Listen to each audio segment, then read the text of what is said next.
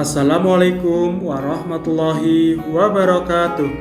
Selamat pagi anak-anak IPA kelas 2. Apa kabar anak-anak hari ini? Semoga anak-anak dalam keadaan sehat ya.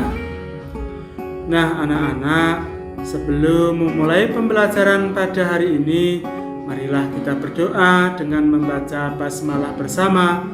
Bismillahirrahmanirrahim. Semoga dengan kita membaca basmalah, kita semua diberi kemudahan dan kelancaran dalam pembelajaran hari ini. Nah anak-anak, hari ini anak-anak akan belajar tema 8, keselamatan di rumah dan perjalanan. Subtema 2, menjaga keselamatan di rumah, pembelajaran 3. Dalam pembelajaran 3 ini anak-anak akan belajar tentang konversi satuan waktu, penggunaan tanda titik pada kalimat, dan gerak anggota tubuh dalam tarian. Tujuan anak-anak belajar pada hari ini, dengan membaca dan mengamati, anak-anak dapat mengubah satuan waktu dengan benar.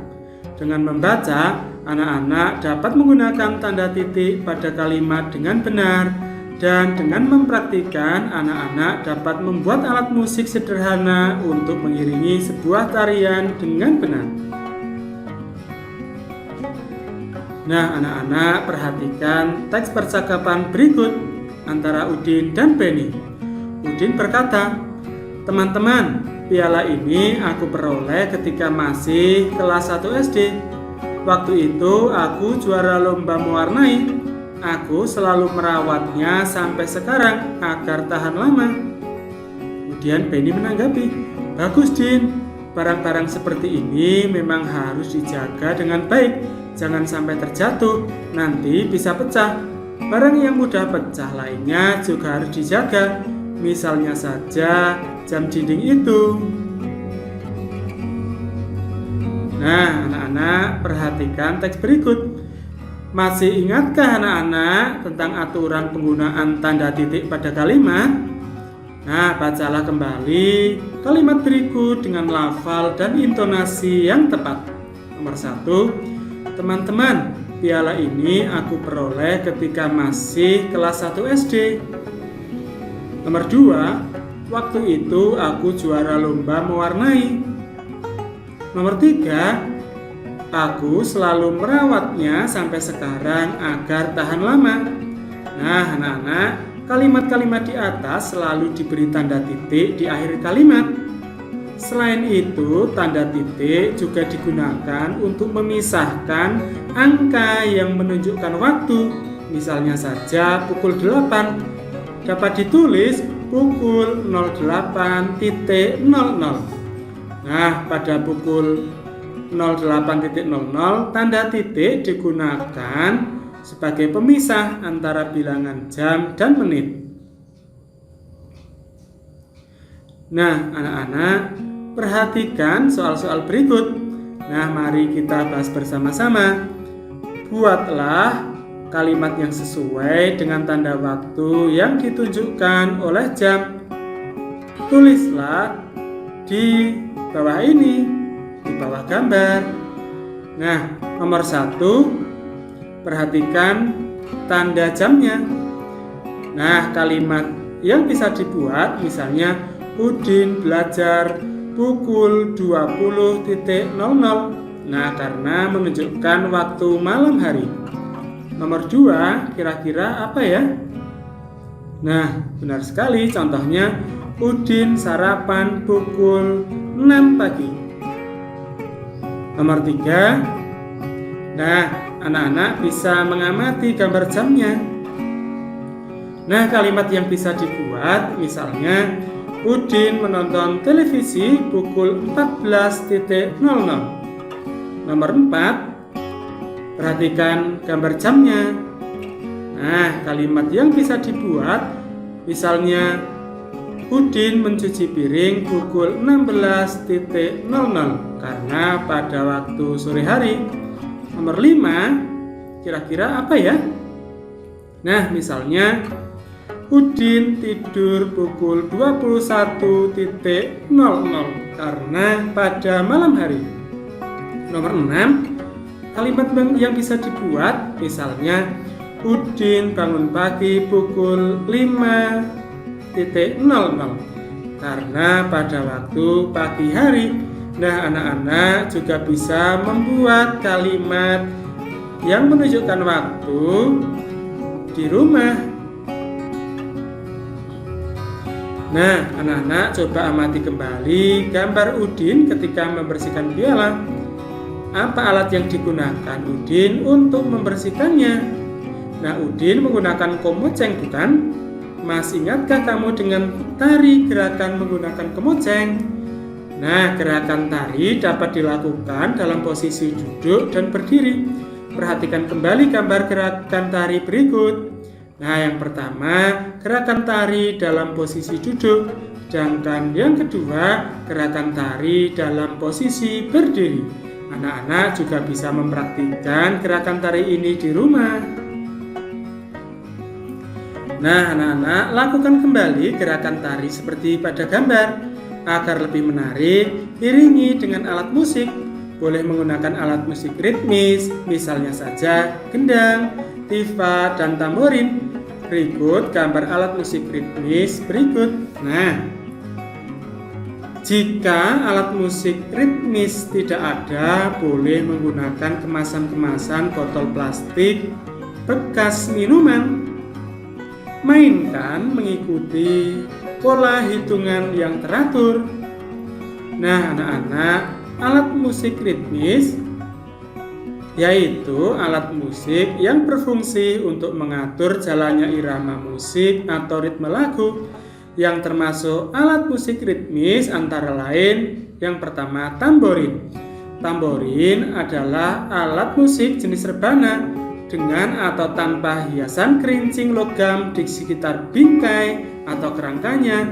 Tamborin dipakai pada orgas modern atau dangdut. Nah, anak-anak juga bisa melihat gambarnya. Yang kedua, triangle atau trikona adalah alat musik perkusi berbentuk lengkung segi dan terbuat dari baja. Alat musik ini dimainkan dengan pemukul kecil dari logam. Bunyinya lembut dan tidak bernada. Namun, dentingan nyaring triangle sering terdengar dalam orgas maupun band. Yang ketiga adalah maracas. Maracas adalah sepasang derik dari Amerika Selatan yang biasanya dibuat dari labu berongga yang berisi biji-bijian atau dari kayu berisi manik-manik.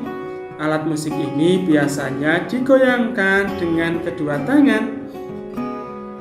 Nah, anak-anak, sebagai tugas 1, coba anak-anak membuat maracas dari botol. Nah, alat dan bahannya yang pertama botol plastik. Yang kedua biji-bijian, misalnya biji jagung, biji kacang hijau, atau bahkan manik-manik dan lain sebagainya. Yang ketiga kertas warna-warni. Cara membuatnya, yang pertama bersihkan botol. Yang kedua isi botol dengan biji-bijian atau manik-manik. Yang ketiga hias botol dengan kertas warna-warni sehingga lebih menarik. Nah, contoh gambarnya bisa dilihat pada layar. Nah, setelah selesai, kirimkan video anak-anak sedang memainkan maracasnya. Anak-anak juga boleh sambil menyanyi lagu yang anak-anak bisa.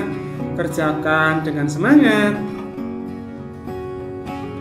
Nah, anak-anak masih ingatkah anak-anak dengan aturan penggunaan tanda titik?